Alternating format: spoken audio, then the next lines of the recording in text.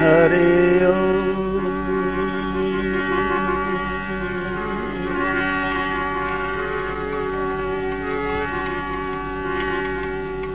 અંજની નો જાયો ઉડ્યો,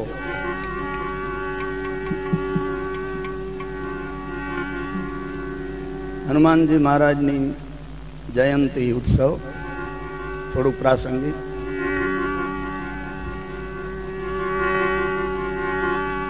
જમદક જાંબુવાન અંગદ નલનીલ ના રહ્યા, પણ હજુ લગી હનુમાન જાંપે બેઠો કાગડા. નિષ્કામ ભક્ત હોય ને એ ચિરંજીવી રહે. એ રીતે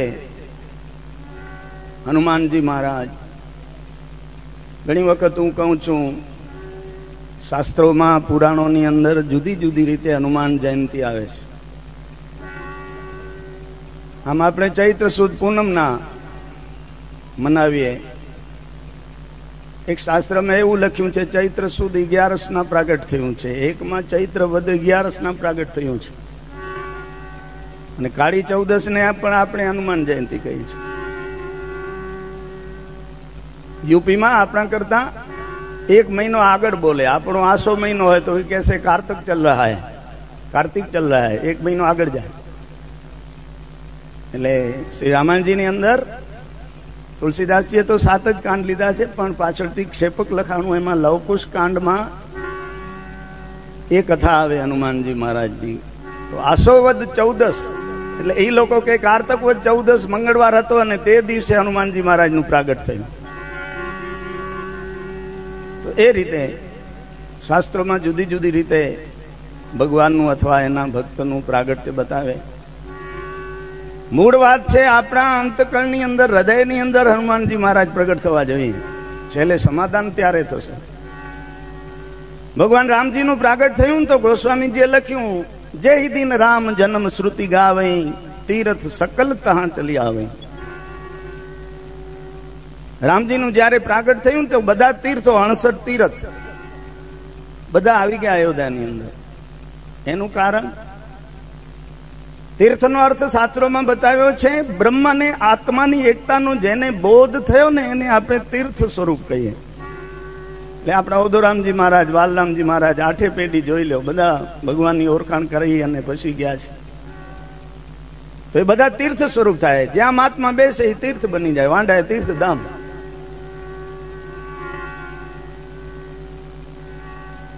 તો એક મહાત્મા આવેલા એક ગામમાં, તો એક ભાઈને ઈચ્છા થઈ છે મહાત્મા ખાસા તો પગલા કરાયું. આ તો સાદો સીધો માણસ, બહુ કઈ દક્ષિણા આપે એવો નહોતો. એટલે મહાત્મા પાસે ગયો ને હાજીજી કરી કે પ્રભુ મારે ઘરે પધારો ને પગલા કરો, ઠીક થાય.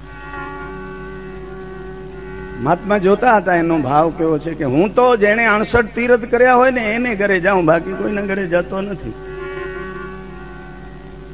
સ્થિતિ બહુ સાધારણ હતી, એટલે ક્યાંય જઈ શક્યો નહોતો તીર્થમાં. એટલે પૂછ્યું, તે 68 તીર્થ કર્યા છે? તો ચાલુ, મને વાંધો નથી.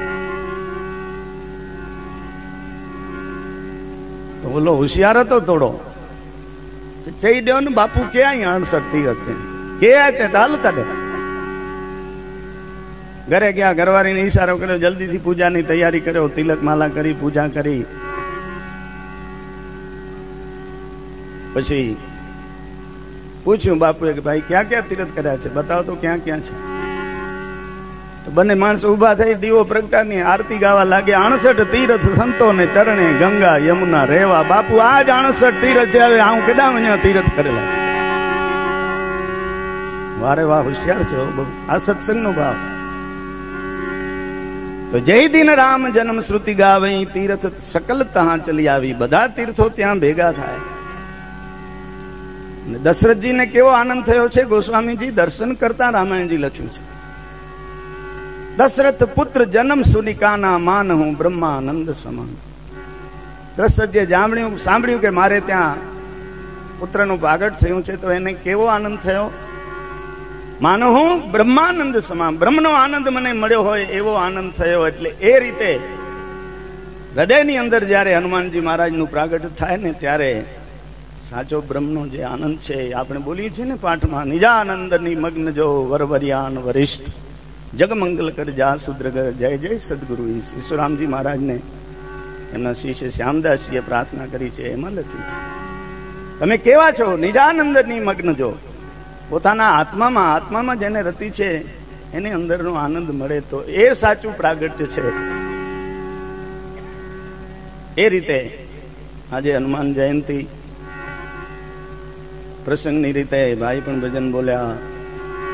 હનુમાનજી જાય છે સીતાજી ની શોધ કરવા માટે, ત્યારે આ બધું ભજન લખાણું છે. જીમી અમોઘ રઘુપતિ કરબાના એહી બાંતી ચલેવું હનુમાના.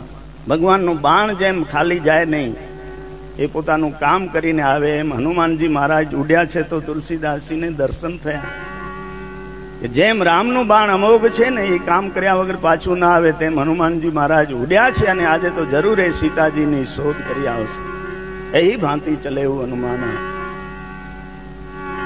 જલનિધિ રઘુપતિ દૂત વિચારી તે મેનાક હોય શ્રમહારી. સાગર દેવતાને થયું રામનો દૂત જાય છે, ભગવાનનો નિષ્કામ સેવક જાય છે શોધ કરવા માટે સીતાજીની, તો એને થોડોક વિશ્રામ આપ્યો. તો પેલા એવું લખ્યું છે પુરાણોની અંદર કે પર્વતોને પાંખો હતી, તો પછી બધા બહુ હેરાન કરતા એટલે ઇન્દ્રે બધાની પાંખો કાપી નાખેલી, પણ એક મેનાક નામનો પર્વત હતો ને, એ સમુદ્રની અંદર છુપાઈ ગયેલ. એને સમુદ્ર દેવે દરિયાલાલે કીધું કે ઊંચો થા હનુમાનજીને તું વિશ્રામ આપ. હનુમાનજી મહારાજ કે મને તો રામનું કામ કરવું છે, તો રામના કામમાં વિશ્રામ કરીએ તો કામ કેમ થાય? છતાં પણ અપમાન ન થાય એના માટે હનુમાન તહી પરસા કરપુની કીન પ્રણામ રામ કાજુ કીને બિનું મોહી કહા વિશ્રામ. હાથનો સ્પર્શ કર્યો અને કીધું ભાઈ તમારો ભાવ સારો છે, પણ મને તો સીતાજીની શોધ કરવી છે. એવી રીતે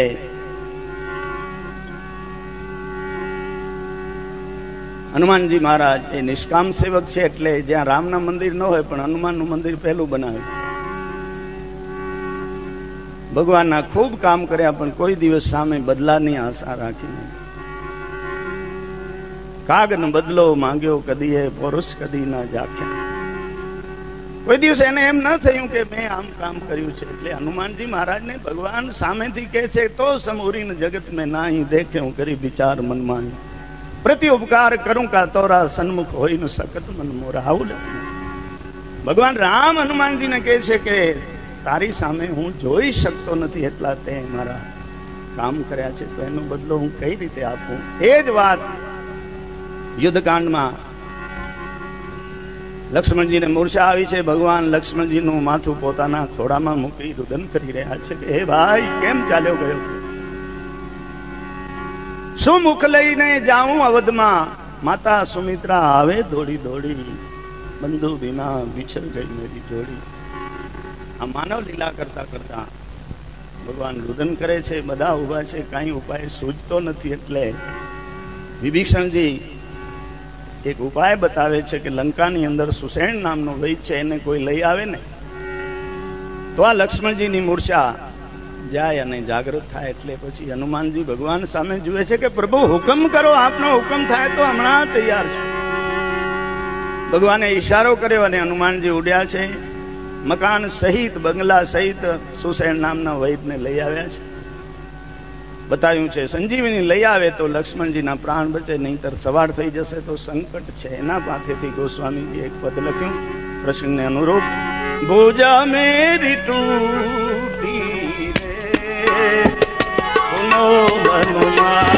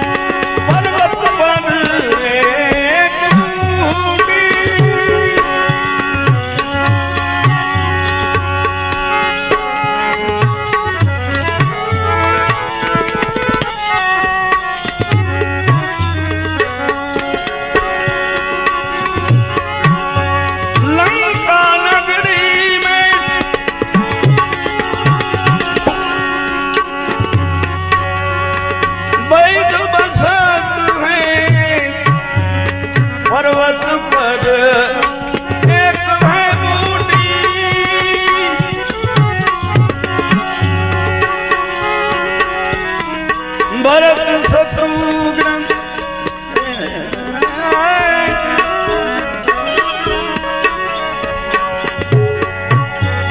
अवध में बसत है भरत शत्रुघ्न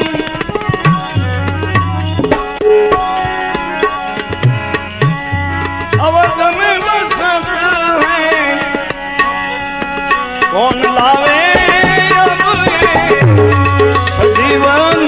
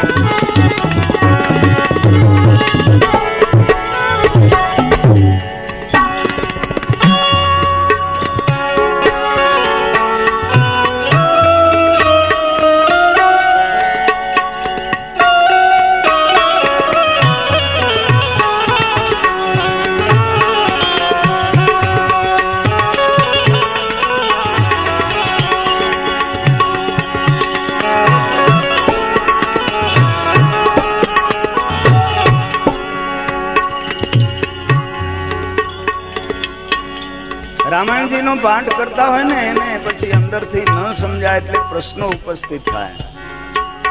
લંકા કાંડમાં આ પ્રસંગમાં એક ચોપાઈ ગોસ્વામીજીએ લીધી, એના ઉપરથી એક રામાયણી ભાઈએ મને પ્રશ્ન કર્યો કે આમ કેમ લખ્યું છે, કેમ? મેં કીધું શું કહો છો? લક્ષ્મણજીના મુખ સામે જોઈ ભગવાનની આંખમાંથી આંસુ દળદળ પડ્યા કરે છે અને લક્ષ્મણજી જાણે સાંભળતા હોય ને એમ કે છે ભગવાન કે લખન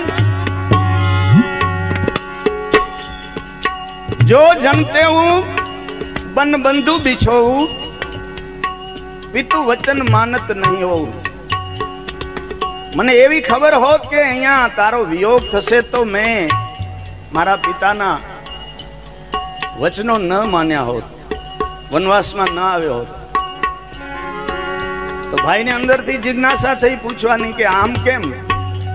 રઘુકુલ રીત સદા ચલી આઈ પ્રાણ જાહુ બરુ વચન ન જાય. તો પછી આ વચનનું શું? ઘણા ભાવો બતાવ્યા છે રામાયણજીની અંદર.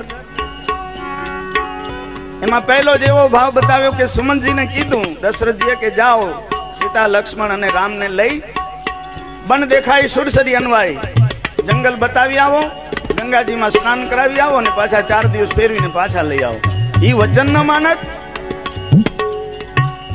અથવા સીતાજી કહે છે કે હું સાથે ચાલું, તમે જ્યાં ત્યાં હું. તો સીતાજીને સાથે ન લીધા હોત તો સીતાજીનું હરણ ન થયું હોત ને આ બધું વસ્તુ ન ઘટત. એ વચન લક્ષ્મણજી પણ તૈયાર થઈ ગયા. તુમ પિતુ માતુ, તમે મારા માતા પિતા છો, તમારા સિવાય હું રહી શકીશ નહીં.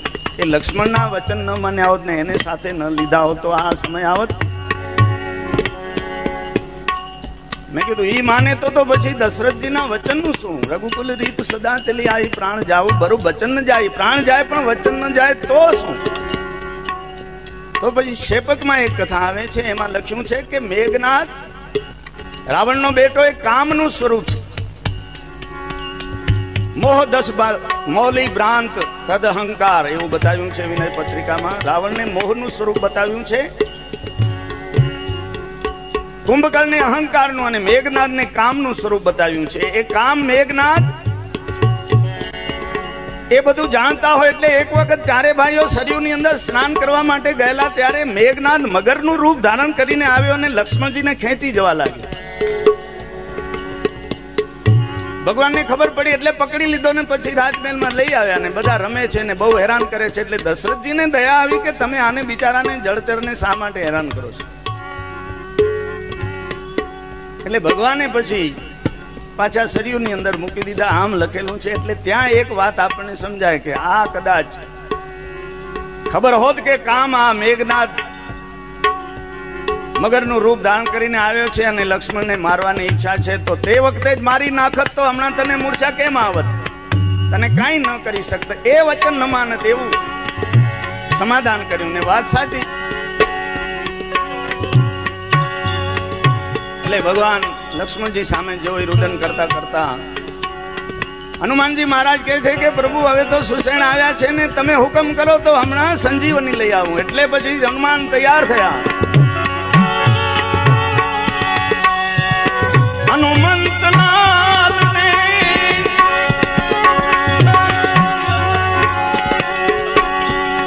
કમર કસી હે હનુમંતલાલ ને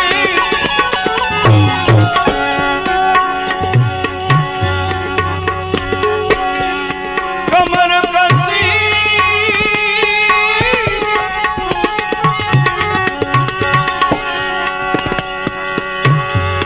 सर पे बजरंग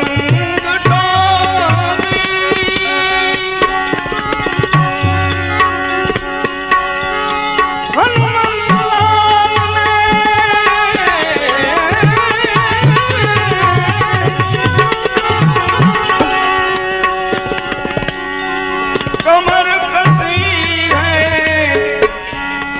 सिर पे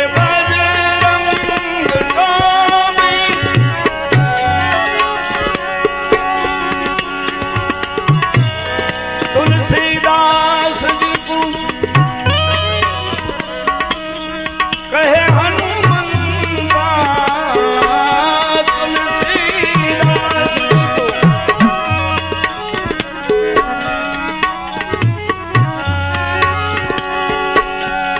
कहे हनुमंता.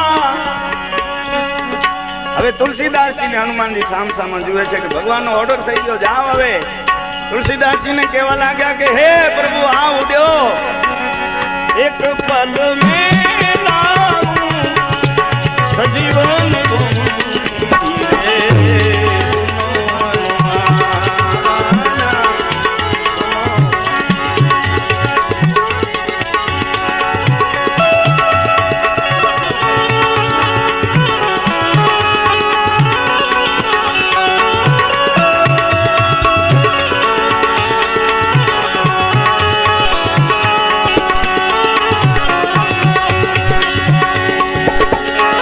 पल में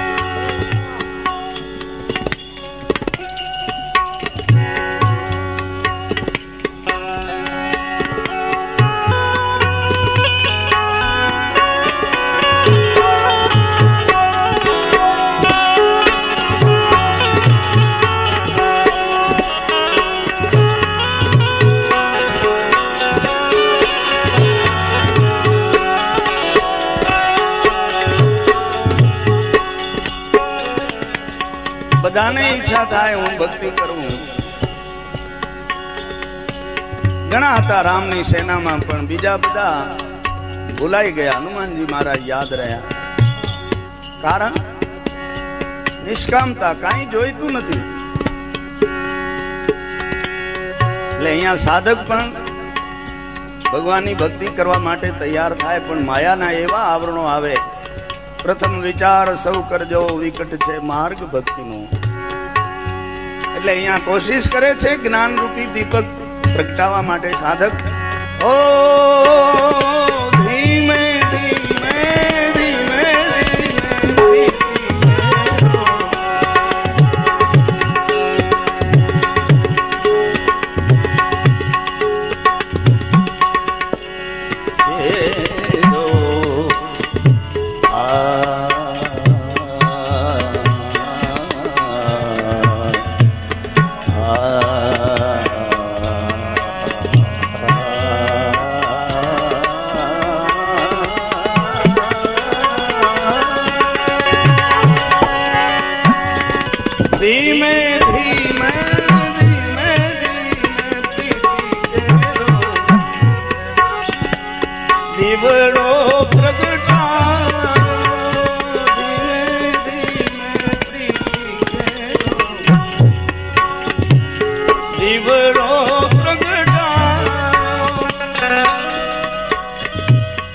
શું કર્યું?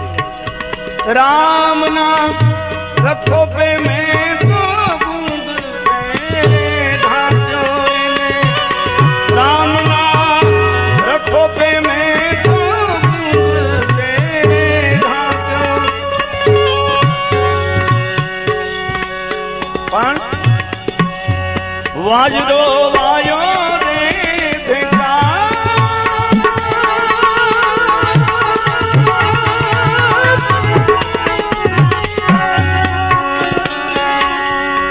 માથે રેહું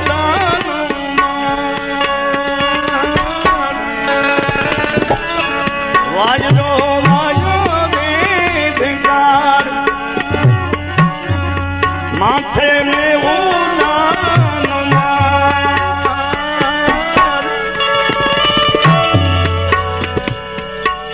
વાવાઝોડું આવે પછી બળે દીવો. દીવડો નહીં રે